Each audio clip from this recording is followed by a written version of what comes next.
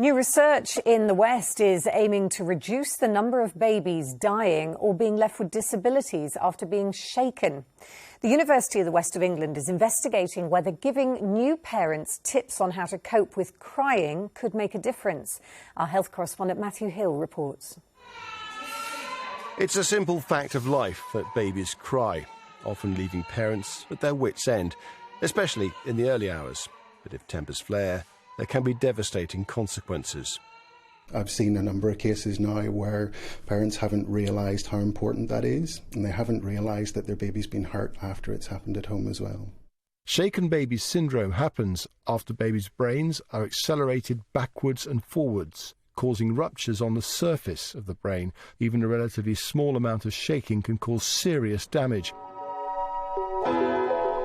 Since 2018, young parents have been given new advice to reduce the risks of shaken baby syndrome. The ICON programme offers coping strategies for parents and carers of crying babies under a year old. So we talk about infant crying is normal. We really reassure families that it's okay to feel stressed in those moments. We also talk about it being okay to walk away from baby as long as they're somewhere safe. This form of abuse affects 35 in 100,000 babies and is almost completely preventable. But research from ICON suggests that 1 in 9 mothers may have shaken their baby and 2 in 9 have thought about doing so. Only last month, Marcus Carter was jailed for nearly 8 years after shaking his baby son to death in his Eastern home. This happened during lockdown. So could the restrictions have increased the numbers of cases? What we do know is that it's likely.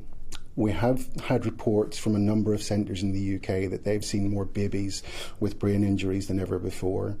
We also know that whenever society is under stress, like we are at the minute, that type of thing increases. ICON is now used in 44 out of 54 regions across England.